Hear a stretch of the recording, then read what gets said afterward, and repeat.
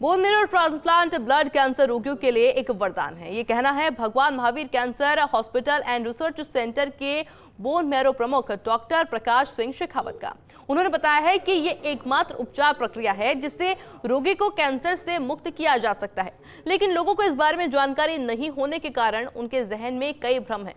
दरअसल bone marrow transplant एक ऐसी प्रक्रिया है जिसमें रोगी की डैमेज स्टेम सेल्स को स्वस्थ सेल्स में बदल दिया जाता है। बोन मैरो या अस्थि मज्जा हड्डियों के बीच में पाया जाने वाला एक पदार्थ होता है जिसमें स्टेम सेल होते हैं और इसकी जरूरत उस वक्त पड़ती है जब बोन मैरो ठीक तरह से काम करना बंद कर देता है। ये ट्रांसप्लांट संक्रमण और विकारों को रोकने के लिए शरीर को पर्याप्त red blood cells, white blood cells और प्लेटलेट्स को बनाने में मदद करता है।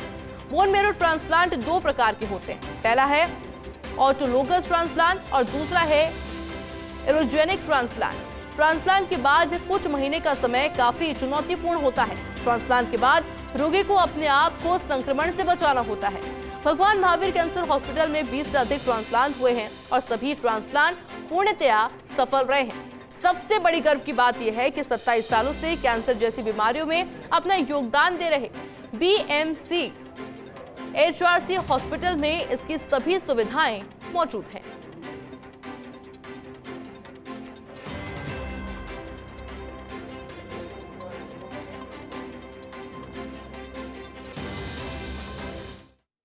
ऑपरेशन करया बाद के माए तो एकदम नई जिंदगी मिल गई और ऑपरेशन के बाद के माए न जानी थोड़ा दिन तकलीफ तो रही पर बाद के माए एकदम नई जिंदगी मिली।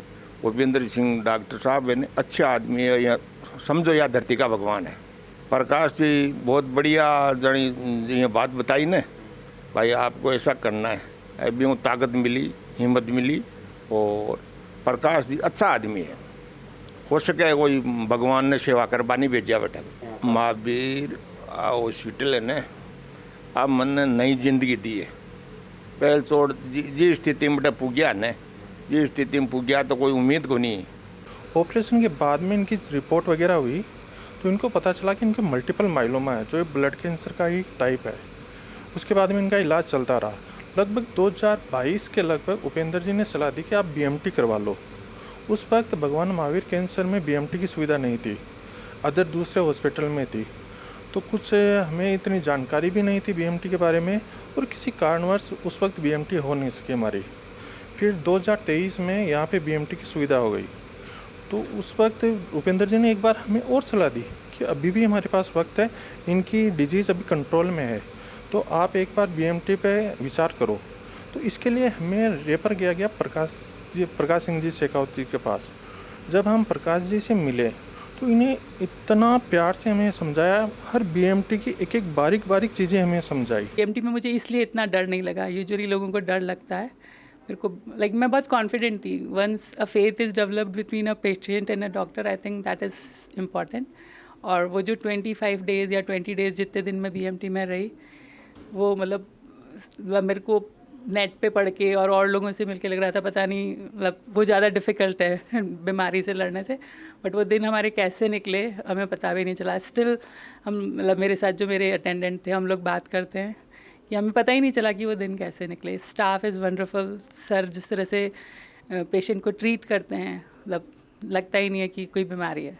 सो I am very much satisfied और आई थिंक मेरे ठीक होने के पीछे भी यही रीज़न है कि मैं बहुत अंदर से बहुत पॉजिटिविटी थी। BMT एक मेडिकल साइंस में बहुत ही एडवांस प्रक्रिया है जो सामान्यतः ब्लड कैंसर के मरीजों के लिए जीवनदायी इलाज का हिस्सा है। कुछ बीमारियां ऐसी भी हैं जैसे thalassaemia, aplastic anaemia, sickle cell anaemia, कभी कभी कुछ इनहेरिटेड डिफिशियंसीज होती हैं, कुछ डिफेक्ट्स होते हैं इस पेशेंट्स के मेटाबॉलिक, जिनमें भी BMT की ज़रूरत पड़ती है। सामान्यतः बोन मैरो ट्रांसप्लांट में हम मरीज जो होता है ब्लड कैंसर का, उसकी बीमारी कंट्रोल नहीं आ रही होती है या कैंसर दोबारा आ जाता है जैसे AML, ALL ऐसे ल्यूकीमियाज में, तब BMT की ज़रूरत पड़ती है। कुछ केसेस में BMT शुरू से ही हमें प्लान करके रखनी पड़ती है, जैसे मल्टीपल माइलोमा जैसे केसेस में प्राय हर केस में हमें बोन मैरो ट्रांसप्लांट करना पड़ता है। वो ऑटोलोगस BMT है जो थोड़ा कम रिस्की है एवं कम खर्चीला है।